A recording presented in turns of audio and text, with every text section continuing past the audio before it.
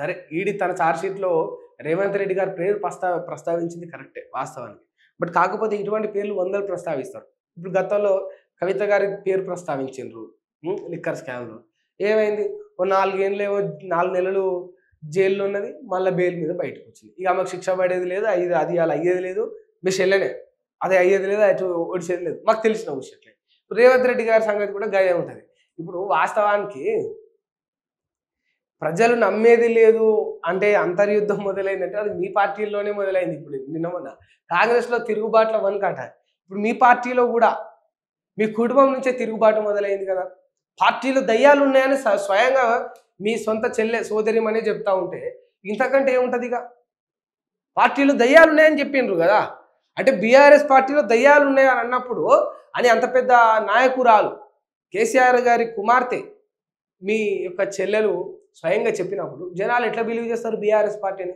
ఆ దయ్యాలు బయటికి పోతేనే ఒక విశ్వసనీయత పార్టీ, ఒక నిజాయితీ, ఒక లాయల్ పార్టీనే ఎవడైనా కావాలనుకుంటాడు. లంగలు దొంగలున్న పార్టీని ఎవడు కావాలనుకుంటాడు? దయ్యాలు భూతాలున్న పార్టీని ఎవరు కావాలనుకుంటారు? ఆ దయ్యాలు ఏదో తొందరగా బయట పెట్టి వాటిని పంపిస్తే జనాలు మరి మీ పైన ఉన్న విశ్వాసాన్ని కోల్పోకుండా ఉంటారు. ఈ అంతర్యుద్ధం ఒక్కసారి మొదలైందనుకో ఇక అది ఈగోలకు, ఈర్ష్యలకు, కుళ్ళు కుతంత్రాలకు, కోపాలకు దారి తీస్తుంది. అది ఇయ్యాల ఒడిచిపోది కాదు. ఒకరోజు 2 రోజులల్లా. పాకిస్తాన్ అన్ని షరతులను అంగీకరించాకే రుణం ఇచ్చామని IMF ఇక తెలివిందట. అన్ని షరతులను అంగీకరించాకే రుణం ఇచ్చినట. ఇస్తూనే ఉంటారు. మీకు నష్టపోయేది ఏముంది? ఆ షరతులు పెట్టినా సిగ్గు తప్పిన వాళ్ళాలు. ఇచ్చిన మాట ఇవ్వాలి, మాట ఇచ్చి రేపు మాట తప్పే సిగ్గు తప్పిన వాళ్ళు పాకిస్తాన్ వాళ్ళు. రక్షణ పరిశోధన అభివృద్ధి సంస్థలను ఏపీలో ఏర్పాటు చేయండి.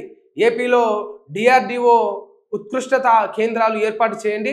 రాజ్నాథ్ను కలిసిన చంద్రబాబు ఆంధ్రప్రదేశ్ను డిఫెన్స్ హబ్గా తీర్చిదిద్దే ప్రణాళికలు, యువతకు ఉపాధి, దేశానికి భద్రత, రాజ్నాథ్ సానుకూల స్పందన. ఏపీలో రక్షణ రంగ అభివృద్ధి కేంద్ర హామీ, ఆధునిక మౌలిక సదుపాయాలతో ఏపీని రక్షణ రంగానికి హబ్గా మార్చుతామని చెప్పేసి చంద్రబాబు చెప్తా ఉన్నాడు. వాస్తవానికి ఇట్లా ఒక రకమైన విజన్ ఉంటుంది చూసారా? అది ఇటువంటి పెట్టుబడులు తీసుకురావాలి, DRDO వంటివి తీసుకురావాలి. దేశ రక్షణకు సంబంధించిన వాటివి ఏదైనా సరే ప్రతి ఒక్క పరికరం చిన్న నుంచి పెద్ద వరకు ఇక్కడ తయారు కావాలి. ఇక్కడ ఉపాధి దొరుకుతుంది, అటు దేశ రక్షణకు తోడ్పాటు అవుతుంది. At the same time Andhra Pradesh వెనుకబడ్డ ఆంధ్రప్రదేశ్ అభివృద్ధికి కూడా ఇది చాలా సాయం అవుతుంది. విజన్ అట్లా ఉండాలి. వాస్తవానికి 100 మాటలు అంటారు, చంద్రబాబు గారిని తిడతా ఉంటారు, కానీ తనకు ఒక గ్రేట్ విజన్ ఉంటుంది చంద్రబాబు గారికి. ఆయన విజన్ వల్ల ఇవాళ హైదరాబాద్ బాగుపడ్డదంటే మనం యాక్సెప్ట్ చేయాల్సి ఉంటుంది.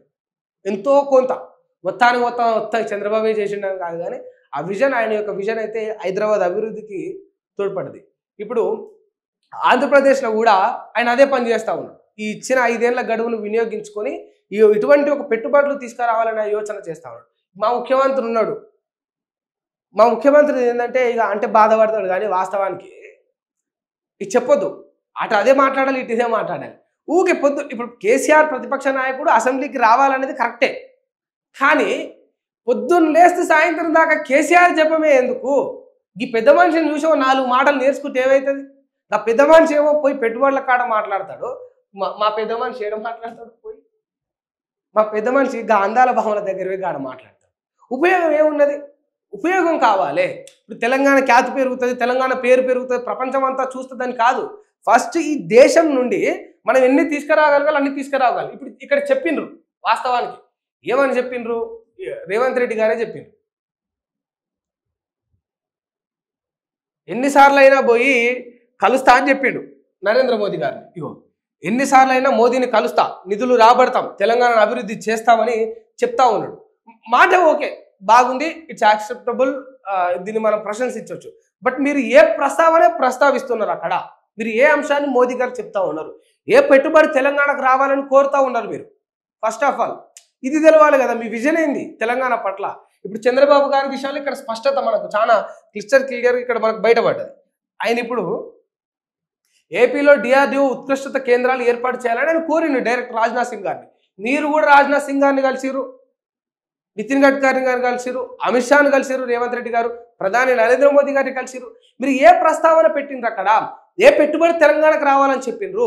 ఏ రంగంలో తెలంగాణ అభివృద్ధి చేయాలని మీరు చూస్తా ఉన్నారు? మాకు ఎట్లా తెలవాలి? మీ విజన్ ఏంది? పోతున్నారు, మీ పుష్పం గుచ్చాలు ఇస్తుంటే చూస్తా ఉన్నాం, మీరు శాల్వాలు కప్పుతుంటే చూస్తా ఉన్నాం. కానీ మీరు ఏం మాట్లాడుకుంటారో మాకు తెలవాలి కదా, మీ విజన్ తెలవాలి కదా, మీ బాధ్యత తెలవాలి కదా, తెలంగాణ మీద మీకు వెళ్తుంది అనేది. అది చాలా ఇంపార్టెంట్. మనం అవతలను చూసి కొన్ని నేర్చుకోవాల్సి ఉంటుంది. కానీ ఎప్పుడు మనోళ్ళకి మనమే పుల్లలు పెట్టుకొని గెలుపుకుంటా ఊకి కేసీఆర్ కేసీఆర్ అంటే మేము ఉన్నాగా అడుగుతాం, 4 సార్లు అడుగుతాం. మాకేమున్నది? పొద్దున్న లేస్తే మీ వార్తలు చదువుడేనా అంటావు కేసీఆర్ను. మీకంటే మంచి బూతులు మాకు కూడా వస్తాయి, కాకపోతే మేము వాడం. మీ లెక్క రేవంత్ రెడ్డి గారు మీ లెక్క మేము బూతులు వాడమనుకోండి, అడుగుతాం. రండి కేసీఆర్ గారు ఎందుకు వస్తలేరు మీరు అసెంబ్లీకి అని మేము అడుగుతాం. మీరు తెలంగాణ బిడ్డల గురించి ఎక్కువ ఆలోచించారు. ప్రతిపక్ష నాయకుడిగా ఆయన వస్తే బాగానే ఉంటుంది. ఇంతసేపు అదే మొత్తుకున్నాం కదా.